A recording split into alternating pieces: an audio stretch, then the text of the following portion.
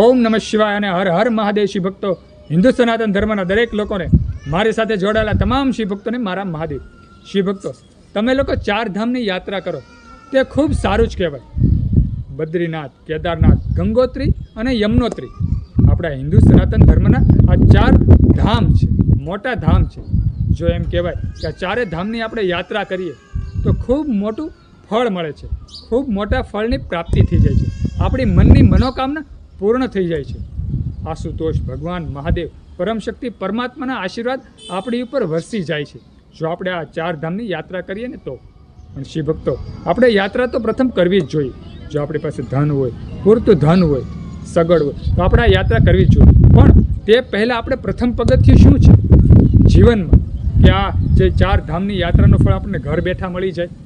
શિવ ભક્તો, મા બાપ, આપણા ઘરમાં વૃદ્ધ મા બાપ હોય ને, દાદા દાદી હોય, આપણા માતા પિતા હોય, તેને જો આપણે સાચવી લઈએ, એક પણ કમી આપણે તેને એમ કહેવાય કે કમી મહેસૂસ ન થવા દઈએ, બધી રીતે આપણે તેને એમ કહેવાય હથેળીમાં સાચવીએ, ખાવા પીવાનું, રહેવાનું, હરવા ફરવાનું, તમામ સગવડ અને એમ કહેવાય કે દવા દારૂ તમામ આપણે એને સુવિધા આપીએ, ગટપણ એનું પાળીએ, મા બાપનું, દાદા દાદીનું આપણે ગટપણ પાળીએ, તો ભગવાન મહાદેવના આશીર્વાદ એવા વરસે છે કે આજે 4 ધામમાં જે પુણ્ય મળે છે, 4 ધામ યાત્રા કર્યાનું જેટલું પુણ્ય મળે છે તેટલું પુણ્ય આપણને ઘર બેઠા મળી જાય છે. શિવ ભક્તો, જ્યારે તમે શિવ મહાપુરાણનું પઠન કરો ત્યારે તમે સાંભળ્યું જશે, આ પ્રસંગ સાંભળ્યો જશે. ગણપતિ દાદાએ પૃથ્વીની પ્રદક્ષિણાને બદલે પોતાના માતા પિતા શિવ શક્તિની પ્રદક્ષિણા કરી લીધી અને એમ કહેવાય કે આખી પૃથ્વીનું પ્રદક્ષિણા કર્યાનું ફળ તેને ઘર બેઠા મા બાપના પ્રદક્ષિણા કર્યામાં તેનો ફળની પ્રાપ્તિ થઈ ગઈ. તો શિવ ભક્તો, આપણે પણ તેવા વિચારધારા રાખવી જોઈએ કે પ્રથમ આપણે આપણા મા બાપને સાચવવાના છે, આપણા દાદા દાદીને સાચવવાના છે.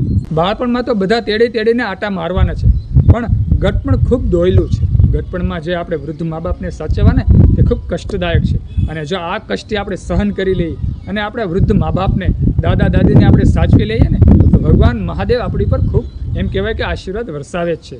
તો શિવ ભક્તો, ખાસ કરી અને આપણે આપણા મા બાપને સાચવવા જોઈએ, દાદા દાદીને સાચવવા જોઈએ. તો જેમ કહેવાય કે આપણું જીવન સાર્થક છે. આપણે ઘરમાં મા બાપને ન સાચવતા હોય, દુઃખી કરતા હોય, દાદા દાદીને ન સાચવતા દુઃખી કરતા હોય, અને ત્યાર પછી આપણે 4 ધામની યાત્રા કરવા જઈએ તો તેના ફળની પ્રાપ્તિ નથી થતી. ભગવાન મહાદેવ શિવ શક્તિ આપણી પર આશીર્વાદ નથી વરસાવતા, કારણ કે તમે પ્રથમ પગથિયું એમ કહેવાય કે ખોટું કર્યું છે. જ્યારે આપણા જીવનમાં પ્રથમ પગથિયું સાચું થઈ જાય ને તો આપણી દરેક યાત્રા સફળ થઈ જાય છે. દરેક યાત્રામાં એમ કહેવાય કે આપણને ફળોની પ્રાપ્તિ થઈ જાય છે. ભગવાન મહાદેવ પરમ શક્તિ પરમાત્મા આપણી પર આશીર્વાદ વરસાવે છે જો આપણે એમ કહેવાય પ્રથમ પગથિયું આપણા મા બાપને આપણે સાચવીએ. સુંદર આ એક વાત ખૂબ સમજવા જેવી છે, જીવનમાં સમજવા જેવી છે. તો સુંદર આ વિડીયો ગમ્યો હોય તો વિડીયોમાં લાઈક આપજો, કમેન્ટમાં હર હર મહાદેવ, ઓમ નમઃ શિવાય, જય શિવ શક્તિ લખજો.